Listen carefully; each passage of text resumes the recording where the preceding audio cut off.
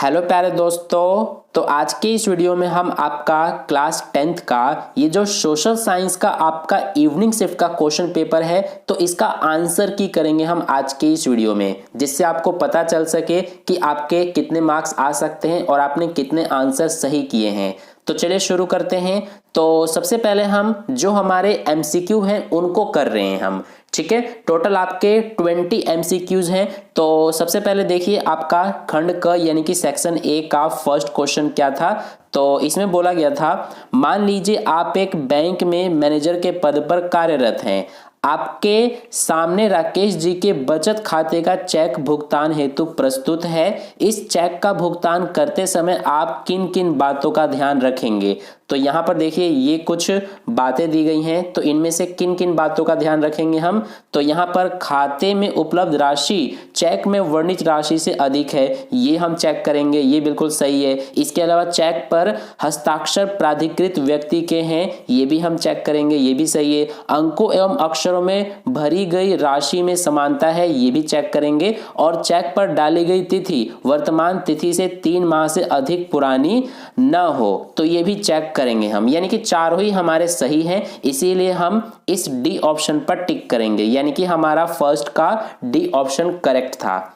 इसके बाद नेक्स्ट है क्वेश्चन नंबर 2। तो इसमें बोला गया था कि भारतीय राष्ट्रीय कांग्रेस के किस अधिवेशन में पूर्ण स्वराज्य की मांग को स्वीकार किया गया। तो कौन से अधिवेशन में किया गया था? लाहौर अधिवेशन में। तो इसीलिए बी ऑप्शन इसका करेक्ट था। इसके बाद थर्ड क्वेश्चन देखिए, निम्नलिखित में से किस भारतीय राज्य में वर्षा जल संग्रहण को कानून बनाकर आवश्यक कर दिया गया है। तो किसमें? तमिलनाडु में, यानी इसका ए ऑप्शन बिल्कुल हमारा करेक्ट था। इसके बाद नेक्स्ट क्वेश्चन है क्वेश्चन नंबर 4। क्वेश्चन नंबर 4 में बोला गया है, श्रीमान राज असंगठित क्षेत्र में कार्यरत हैं, बताइए निम्नलिखित में से कौन सी सुविधा उन्हें प्राप्त नहीं होगी। तो कौन सी उन्हें सुविधा प्राप्त नहीं होगी? देखिए नियमित वेतन, क्या ये हमारा सही है? ये हमारा गलत है, क्योंकि असंगठित क्षेत्र में जो भी कार्य करते हैं उनमें नियमित वेतन नहीं होता।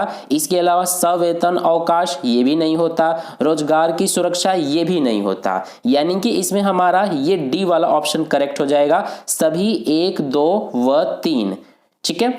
तो इसीलिए हमारा फोर्थ का डी ऑप्शन जो है ये हमारा करेक्ट हो जाएगा।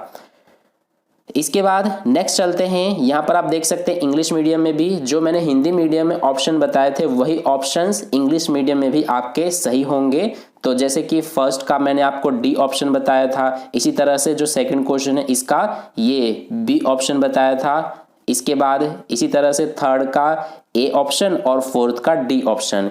इसके बाद नेक्स्ट है क्वेश्चन नंबर 5। क्वेश्चन नंबर 5 देखिए क्या बोला गया है, दी गई विशेषताओं के आधार पर फसल की पहचान कीजिए। तो ये कुछ विशेषताएं दी गई है, इनको आप पढ़ लेना। ये जो विशेषताएं दी गई हैं ये मक्का की दी गई हैं, तो इसीलिए हमारा डी ऑप्शन करेक्ट हो जाएगा फिफ्थ का।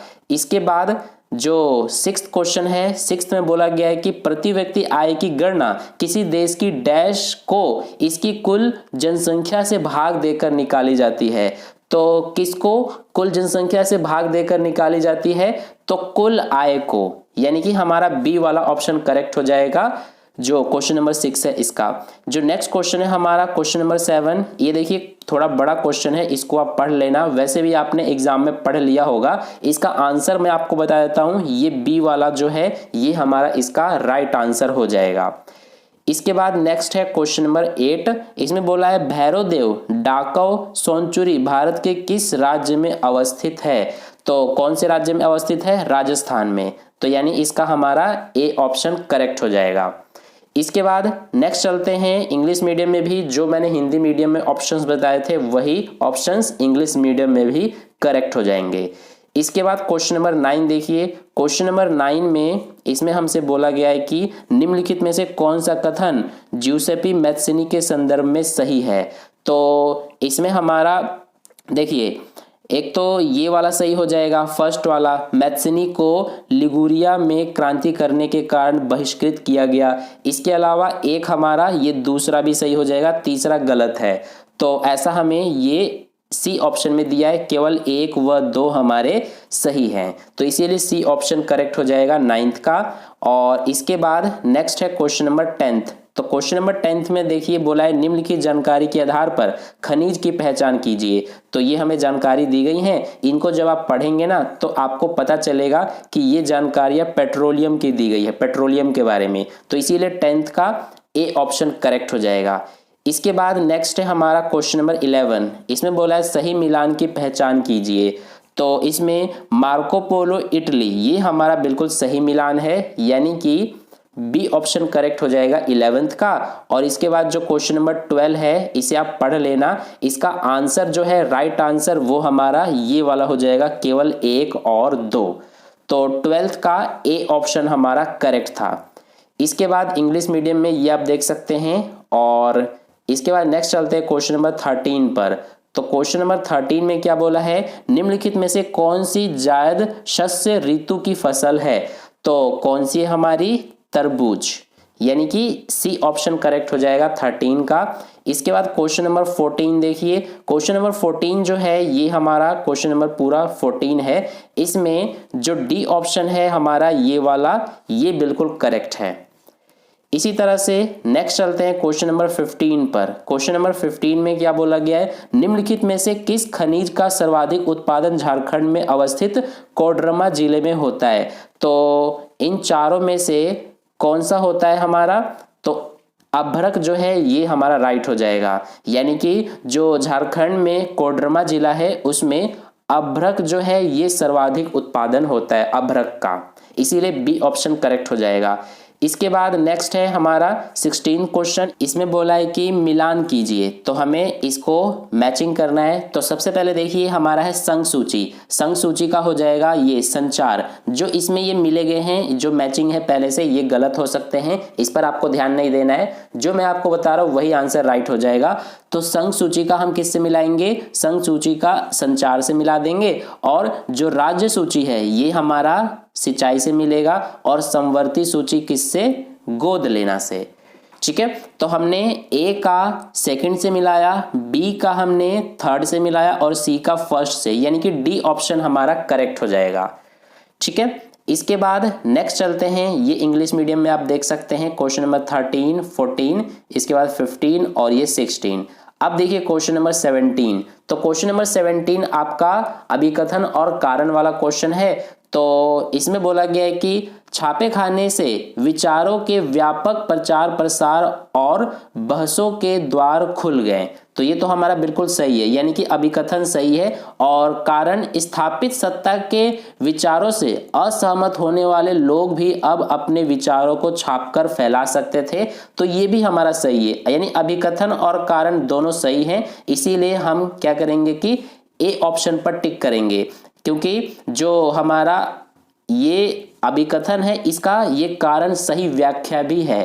तो इसीलिए हमारा ए ऑप्शन जो है ये करेक्ट हो जाएगा 17th का। इसके बाद 18th क्वेश्चन देखिए, 18th क्वेश्चन का मैं आपको आंसर बता देता हूं, इसका ये सी ऑप्शन बिल्कुल करेक्ट हो जाएगा 18th नंबर के क्वेश्चन का। और इंग्लिश मीडियम में ये आप देख सकते हैं, ये रहा क्वेश्चन नंबर 18। इसके बाद ये आपका क्वेश्चन नंबर 19 देखिए। क्वेश्चन नंबर 19 में बोला है कि श्रीलंका ने 1956 में सत्ता में साझेदारी के बेल्जियम मॉडल को अपनाया, क्या ये सही है? तो हमारा जो अभिकथन है वो बिल्कुल गलत है। ठीक है, और कारण में बोला है कि श्रीलंका में गृह युद्ध हुआ, तो ये तो सही है, लेकिन अभिकथन गलत है और कारण सही है, इसीलिए हम डी ऑप्शन पर टिक करेंगे। यानी कि जो क्वेश्चन नंबर 19 है इसका डी ऑप्शन हमारा करेक्ट हो जाएगा। और इसके बाद नेक्स्ट है क्वेश्चन नंबर 20। इसमें बोला है कि अभिकथन में फोर्ड मोटर्स एक बहुराष्ट्रीय कंपनी नहीं है, ये तो गलत है। जो फोर्ड मोटर्स है ये एक बहुराष्ट्रीय कंपनी है, मल्टीनेशनल कंपनी है। ठीक है, और कारण में बोला है कि फोर्ड मोटर्स भारत ही नहीं अपितु दुनिया के कई देशों के लिए उत्पादन करता है, ये हमारा कारण सही है। तो इसीलिए इसमें भी हमारा क्या होगा कि डी ऑप्शन पर हम टिक करेंगे। तो इस तरह से हमने पूरा एमसीक्यू कर लिया, टोटल 20 एमसीक्यू थे। इसके बाद क्वेश्चन नंबर 21 से हमारा जो है खंड ख यानी कि सेक्शन बी स्टार्ट हो जाता है, जिसमें अति लघु उत्तरीय प्रश्न दिए गए हैं। तो क्वेश्चन नंबर 21 और इसके आगे के आंसर का अगर पॉसिबल होगा तो मैं नेक्स्ट वीडियो में आपको करा दूंगा। तो वीडियो को लाइक कर देना, अपने दोस्तों के साथ भी जरूर शेयर कर देना, और चैनल को आपने सब्सक्राइब नहीं किया तो सब्सक्राइब करके बेल आइकन को प्रेस कर लेना। तो मिलते हैं फिर अगली वीडियो में।